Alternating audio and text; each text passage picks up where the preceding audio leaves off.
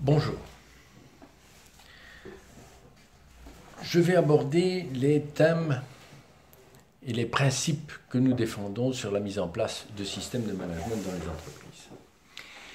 La mise en place d'un système de management de la qualité est une démarche socio-technique.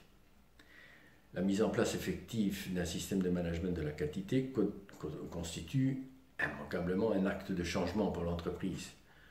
En effet, si le développement d'un système a un aspect technique relatif à la norme elle-même et pour lequel généralement nous sommes engagés par l'entreprise pour le mettre en place, il couvre également un aspect social. C'est tout à fait évident, si on fait un changement dans l'entreprise, il est tout à fait clair que il y aura du changement au niveau social. Et donc la partie technique et sociale se rejoignent, d'où le fait que c'est une démarche réellement socio-technique.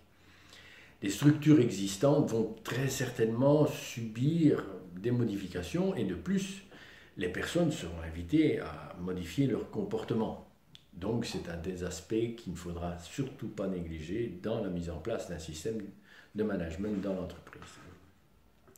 C'est également une approche responsabilisante. N'oublions pas que la nouvelle version de la norme ISO 9001 version 2015, ainsi que toutes les autres normes de management, étant donné que la norme ISO 9001 version la 9001, qu'elle soit 2015 ou autre, est la mère de toutes. Les autres, c'est une décomposition, mais tous les principes sont énoncés par la norme ISO 9001. Et donc, dans cette nouvelle version, on demande non plus une implication, mais un engagement réel de l'ensemble du personnel. Et donc, on a besoin également d'une forte implication de la direction et des cadres. Certains aspects de la conception et de la réalisation du programme de mise en place du système doivent être confiés à du personnel interne et à des experts externes, mais cela ne pourra jamais dégager la responsabilité de la direction d'assumer ses propres responsabilités.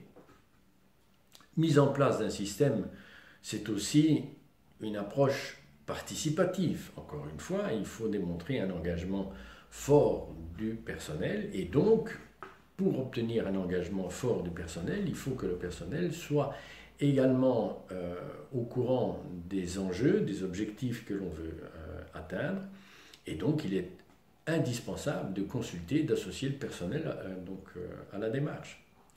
C'est également une approche régulée.